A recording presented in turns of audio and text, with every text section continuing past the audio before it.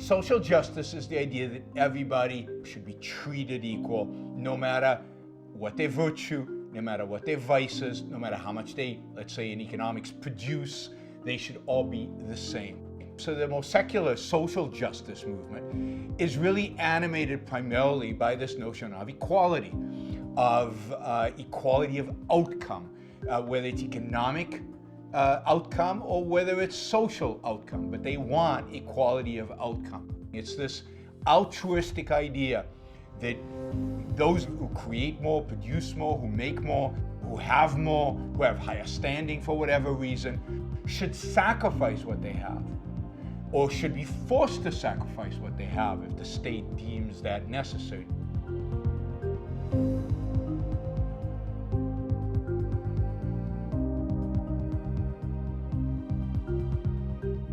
Social justice is unjust. It's the opposite of justice. To demand equality of outcome is to demand an injustice.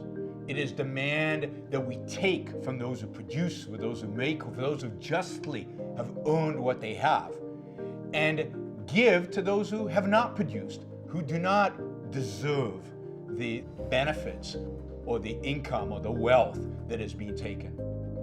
So social justice requires injustice in order to be applied in the real world.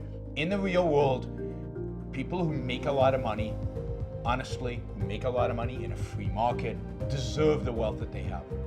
And to take money from them, to demand money from them, or even to guilt them into giving money away is immoral and unjust.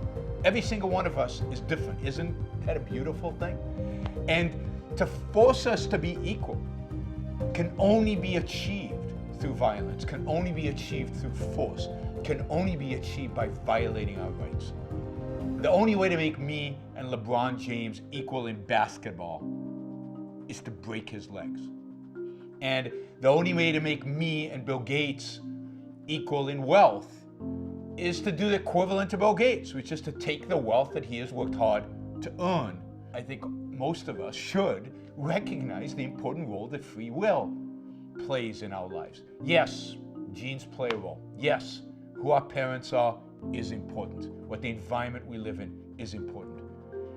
But the most important thing in an individual's lives is the choices he makes. The only compelling argument for social justice is to deny human nature. It's to deny free will. Since we are not responsible for anything we do, since nothing is really earned, then it's not ours.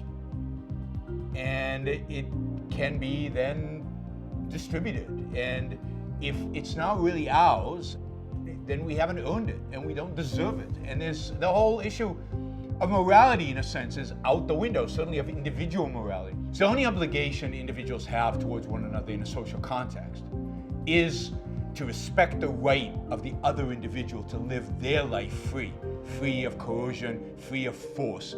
So I have no right to inflict or to use force, to use coercion against any other individual in society. Other than that, I have no obligations outside the obligations I choose to have.